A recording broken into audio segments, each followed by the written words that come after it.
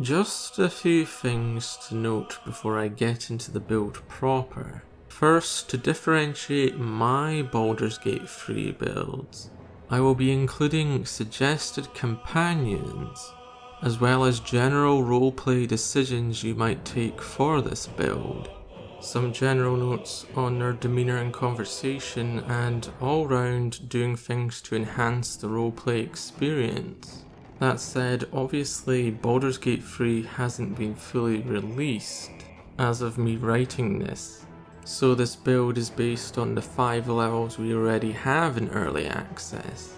Also noting that these subclasses at the core of this build are not available either, so I will be using placeholder footage. However, we will consider what can be deduced from the player's handbook, taking us up to level 12 for this video. Also note, it doesn't seem clear exactly how multi-classing will work. We have gotten a few indications from Community Update 21. I'm going to go on the assumption that you gain some of the proficiencies and the notable class features to some degree, so be aware this might change. I will be playing this build as my first playthrough, hopefully. No promises as there are so many options available, and I may create an updated full 12 levels video after release, so remember to like and subscribe if you want to see that. Otherwise, this is not a min-max build. There will be tons of inefficiencies. It's meant to be enjoyable and is roleplay focused, so be aware of that. Otherwise, let us get started. The Stormborn. Born upon a ship during a storm to a cleric of Selûne, Emeric Stormborn is blessed by the storm and by Selûne. His abilities as a storm sorcerer didn't manifest until later in his life, and as such he trained from a young age as a paladin, dedicated to the values of the Moon Maiden. Yet, like the storm, he had a furious temper when angered, and seeing the destruction wrought by Shar's pawns, as well as reading of the devastation caused by the Bull spawn in years past, as murder swept across the coast, Emeric, enraged by the injustice, was not content to abide by the laws that protected the corrupt and suppressed the weak. He took the oath of vengeance, for he would be Selûne's sword to strike against injustice, to fight the greater evil always. He would balance the scales by avenging the innocent, granting them restitution. He would hunt down the cravens who would harm those weaker than themselves. There would be no mercy for the wicked. He would travel the land as a storm that cleared away the corruption that infested the land by any means necessary.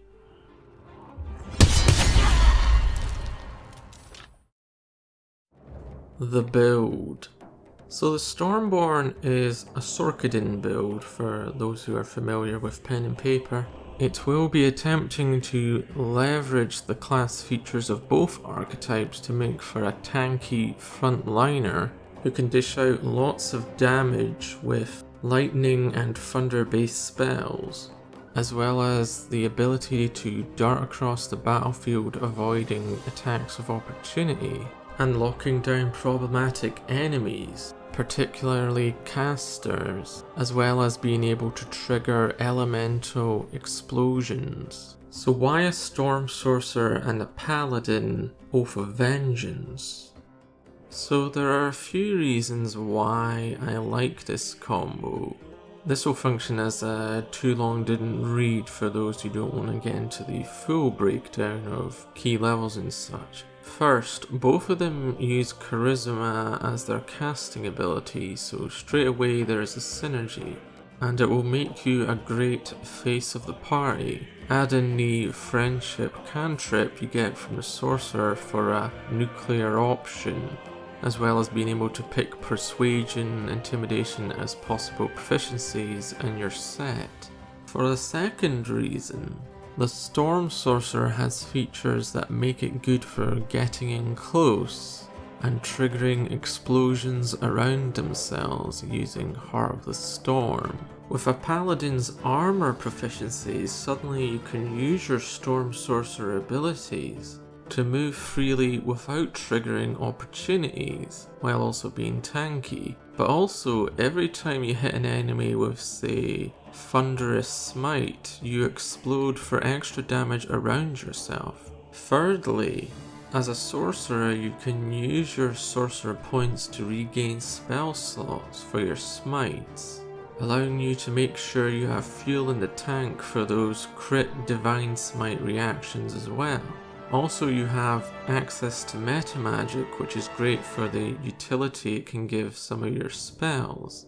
The fourth thing is that you get Paladin and Sorcerer spell lists. Sure, you won't be reaching for those higher level Sorcerer spells with this build, but you will still get a selection of Paladin spells for healing, control abilities, and those glorious smites. But also as a sorcerer, you will have access to the better range spell options, and this build would not be complete without the use of Shatter and Thunder Wave available to the sorcerer. And if you want, you can still reach for the level 4 spells of the sorcerer if you push your sorcerer high enough.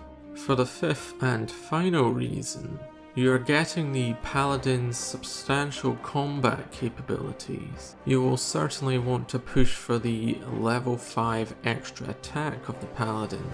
And as a Paladin, you can choose whatever armor you like and whatever weapon you like, allowing you to utilize any weapons in the game basically.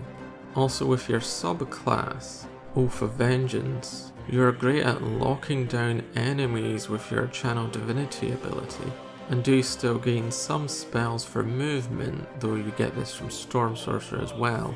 That said, you're able to prevent enemies from moving away and close the distance.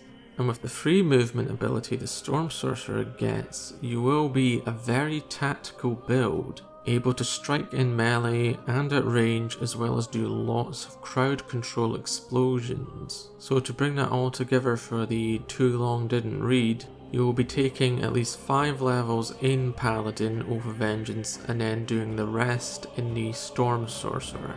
I suggest taking Sorcerer for your second level option and then from there go up to level 5 of the Paladin and then switch back over.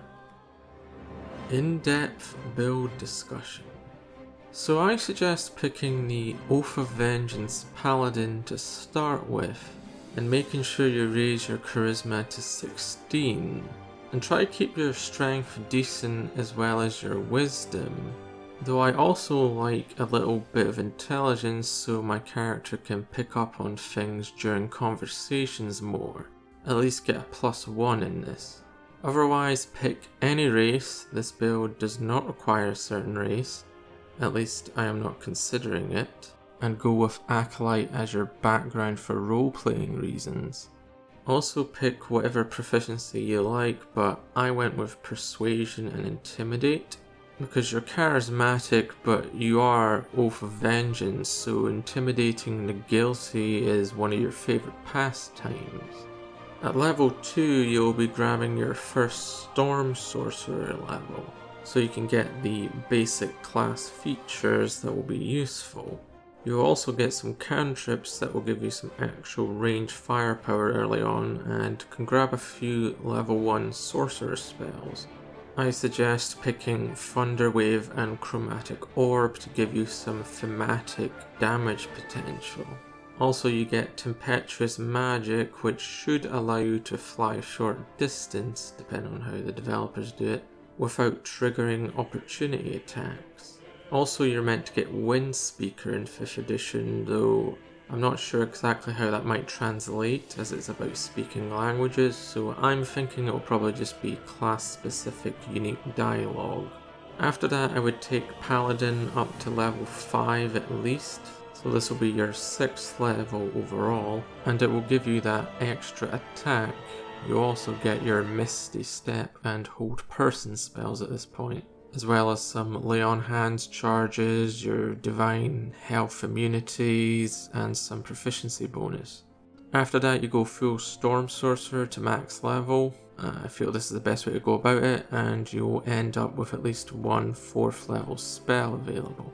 But you'll also end up with as many spell slots for the lower level spells as you would get with the Paladin by 12 anyway, so you end up with also 7 sorcerer points, 8 spells you can know as a sorcerer, so it gives you a lot of utility. Also remember, with meta magic, particularly subtle, I'm thinking about using that to have another team member silence enemies, but then use that to turn it into my own Thunderdome quite literally as I continue to smite even when silenced. Anyway, for the subclass you'll also be getting Heart of the Storm, which allows you to do an explosion ability whenever you cast a thunder or lightning based spell, hence why I talk about a lot of thunder spells as well. You also get Thunder Step at level 5 of Storm Sorcerer, which allows you to teleport but leave an explosion behind you. I'm wondering if this will trigger the Heart of the Storm as well for a double explosion, but we'll have to see. Remember, Larian Studios has included homebrew rules regarding environmental effects, so lightning based spells do benefit from hitting enemies in water. I will note this when talking about possible companion options. So in total, I'm thinking 5 levels in Paladin, 7 in Storm Sorcerer, but you could go half and half if you wanted to, but you're going to lose the 4th level spell, as well as one of your Sorcerer points and a known spell selection, as well as, on the other hand, gaining the Aura of Protection from the Paladin, which is quite good. I mean, it seems that it will grant your allies your Charisma bonus towards their saving throws. But once you get Heart of the Storm, you won't want to be too close to allies as you might blow them up. And no, we're not playing a wild magic build here. And yes, I went with the wild magic subclass when doing the placeholder testing for the sorcerer, and yes, it can have some ridiculous outcomes. With that, we must also consider equipment. It's nothing complicated. You don your medium or heavy armor of a paladin. Choose your fighting style at Paladin level 2. I suggest two-handed or protection if you're going to go with a shield. In Act 1 at least, there's also some boots you can get, which I will show on screen, as well as a trident. These both grant lightning charges and mean that you can stack up some damage in a very thematic way. Obviously I can't speak for the rest of the game, and frankly equipment balance is a bit off in early access, so I wouldn't go too much into that right now. The main gist, since you have your paladin proficiencies, even as a sorcerer, you can pick so much, so go with whatever you like. That said, you can in fact throw the trident and it does look pretty cool, and also it can charge and skewer some poor sod. Poseidon would be smiling, I think. So to bring that all together, the idea is you're at the front with your heavy or medium armor. Your goal is to start triggering Heart of the Storm explosions, which means using things such as Thunderous Smite or Thunderwave, which are great options for a low level spell that will hopefully be viable later on due to the triggering of Heart of the Storm. At the same time, you want to make use of Quicken Spell meta magic to cast a spell to quickly lock down certain enemies and then allow you to still go in and give them a good old whack with a smite or just a normal melee attack. You will also have your Lay on Hands in the back pocket for some limited healing if needed for your party and for yourself. As Oath of Vengeance, you want to use your Channel Divinity, which is Obdure enemy, which will cause them to be frightened possibly, or at least slow them down, but without the saving throw they will be stuck in place. Failing that, you then use your Hold Person spell or other similar spells, or simply just use Misty Step to get close to them, and then you proceed to kick butt for good, as Minsk would put it. Otherwise, let the zealous accusations begin. Companions and Roleplay. For this section, I will have a non-spoiler general considerations, including what complements this build, and there will also be a spoiler one with more about the companions' personalities, their stories, as well as mentions of possible predictions on their character and how it might fit into this build. Of course, that will be based on the Act 1 interactions I have seen, and I have by no means exhausted those interactions in Act 1. So for non-spoiler companions, I suggest running with first Gale Shadowheart Karlach. This will give you Gale's wizard awesomeness with spells for any situation. And it happens that he has a lot of spells that fit with the storm theme, which I also like. You then have Shadowheart for the all-round support, while also being able to create water for you to electrify. You then have Karlach as the melee powerhouse that will be both very tanky and deadly as a barbarian. With that all said, once Halsin is available, you might want to have him replace Shadowheart, as let's be honest, a Selûne worshipper can only suffer Shadowheart's insults for so long. Also, as a druid, he can summon water for those shocking combos. And of course, later on you can always take the original Baldur's Gate classics, swap them in where appropriate. Roleplaying wise, without spoiler talk or predictions, you are an Oath of Vengeance paladin and a Selûne worshipper. That means you are chaotic good at your core, and you don't care what laws say. Justice and law to you are not two sides of the same coin, quite the opposite. Hence you will get along well with the good, chaotic and neutral party members available. Yet remember your oath, by any means necessary. So feel free to deceive, intimidate, and kill whatever achieves justice. Vengeance for the victims of those evildoers. You are flexible in your approaches, but are willing to stick out your neck to protect the innocent even when it's foolish. Companion and roleplay spoilers. So for spoilers, I will go through the preferred companions we know of and indicate how they are good fits to be comrades of the Stormborn, and how they will interact with their stories. Again, I have personally avoided spoilers and leaks for the non-early access part of the game, so be aware if I say something and you know it's a misguided assumption. Feel free to comment if something is wrong, but I humbly ask that you do not mention spoilers until the game releases. Whether it be noted spoilers I'm aware were in the last panel from hell, but also data mining. So I beg you, please have mercy on me. Anyway, let's get into it. Gale.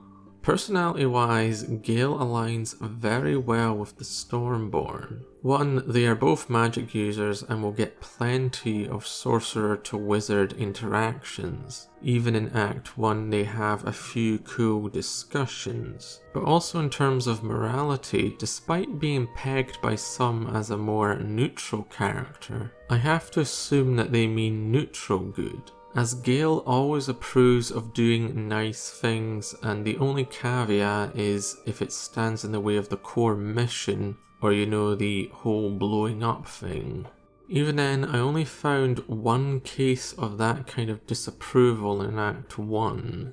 Otherwise, his personal story revolves around Mistra and the whole living bomb thing. Naturally, you will seek to help him when he asks, and will stop at nothing to help him resolve it. To you, the personal gain in the form of the artifacts he requires does not come before helping him as a friend and ally.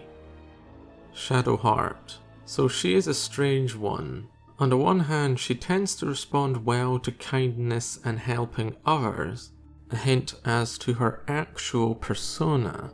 But also she is pragmatic and doesn't seem to mind a bit of vengeful action which is required from Oath of Vengeance. That said, like Gale, she approves of persuasion but also intimidation use, so will likely approve of much of what you do.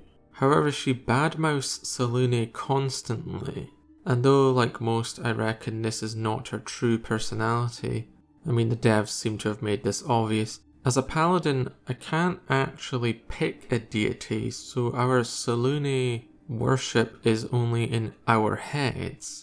But mark my words, as soon as the Pick Deity mod is updated or has a replacement, it will be a must-have for this devout character build. In theory, you shouldn't get along with her, but actually her approval in Act 1 suggests that there is in fact a twist coming that will prove that she could be a good match for this roleplay. And even if there isn't, it is sometimes good to have a more confrontational character in your team. Karlach. She is a vengeful barbarian who is chaotic good, fights against injustice and loves to crush the skulls of demons. Yeah, she's pretty much a perfect ally for the stormy-tempered Oath of Vengeance Sorcadin. Of course, I can't actually speak to her usage in-game yet, but as far as her story that we know, she is literally the definition of the kind of person who would work well with an Oath of Vengeance paladin. She is on a quest of vengeance herself. Hell, I'm considering multi-classing her into an Oath of Vengeance for roleplay purposes alone. So yeah, the biker tiefling vigilante from hell is a no-brainer and will be a permanent team member for the Stormborn crew. Halsin. Halsin for our purposes can swap with Shadowheart to give us a class that allows us access to support spells similar to Shadowheart's, and with his bear form he can also function as a good tank and damage dealer. Again, he has broad application that make him fit in a similar role to Shadowheart. As far as story, he wants to find out who's behind the tadpoles. And given that he wishes to help us and he has his oath to restore balance, the druidic ways of Sylvanas coexist nicely with the Oath of Vengeance, which itself is about balance regarding justice and putting wrongs right. Also, Halsin seems to clearly line up with the neutral good alignment, but his comments show that he understands the need for ferocity, retribution, even if he prefers to avoid it. That said, his treatment of the tiefling refugees also shows that he will approve of the Stormborn's commitment to being just and gaining restitution for the weak. Jaheira. A druid presumably like Halsin but with a different subclass. Based on Baldur's Gate 1 and 2, her personality and her relation to the Harpers, she will certainly align well with the Stormborn. And despite technically being true neutral in those games, to me she always came across as more neutral good, though certainly somewhere in between.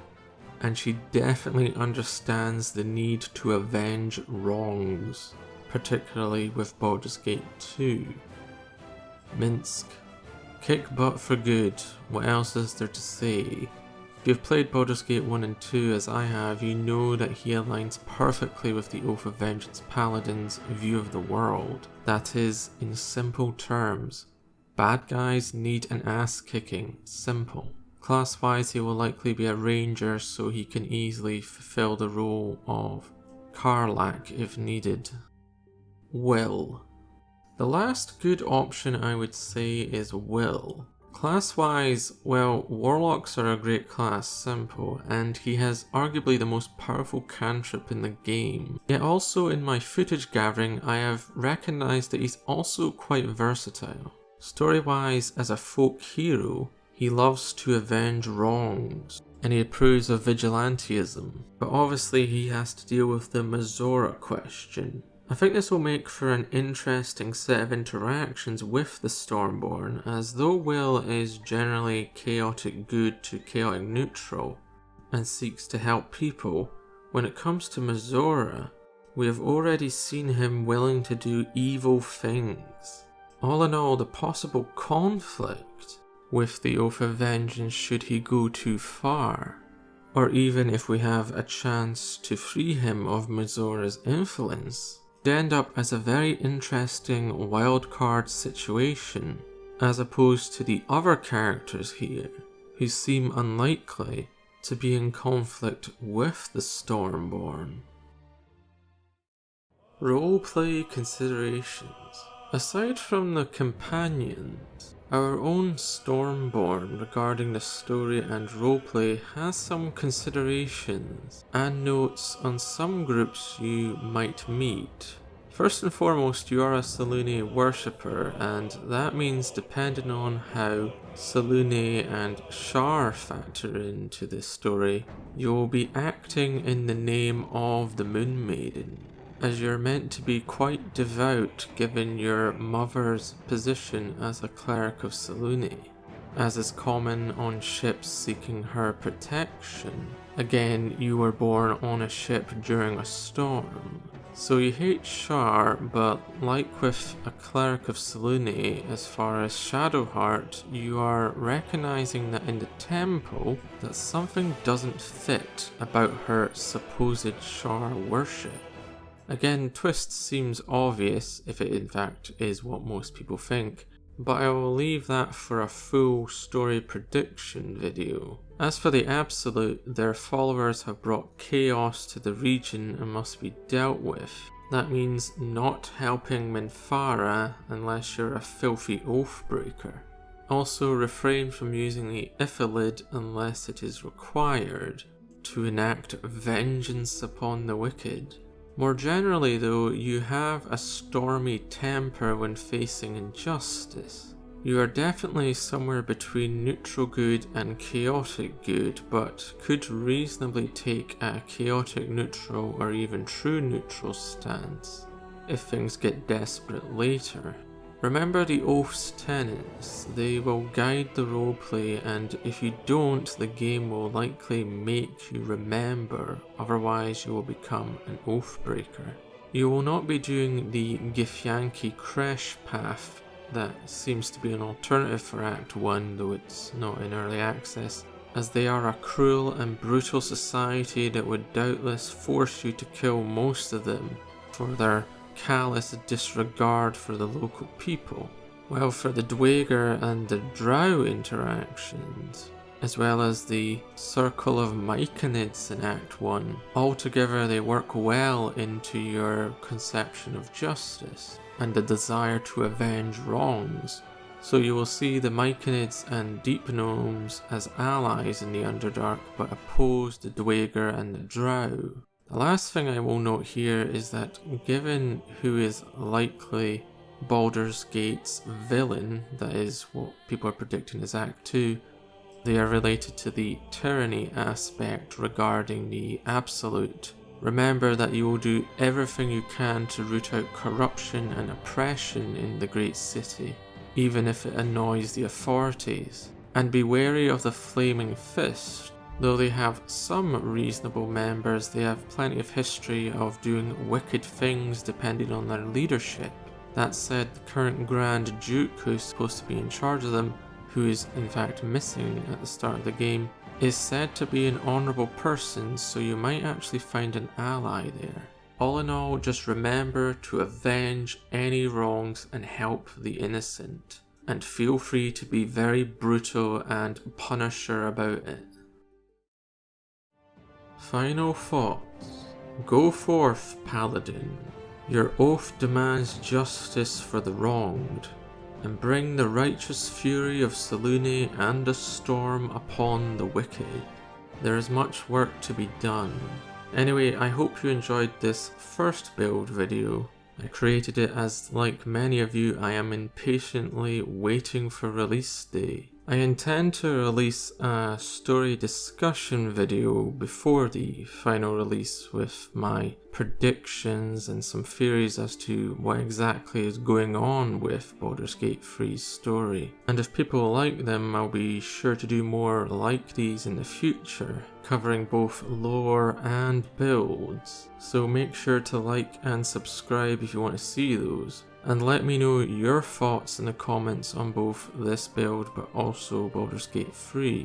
Also for you Elder Scrolls fans awaiting my Season of Cyrodiil, it is still going forward. The first video on the Empire is taking longer than I expected and may end up being an hour-plus video at this rate, so stay tuned. It may get done before Baldur's Gate 3's release, or it might have to come a few weeks after that.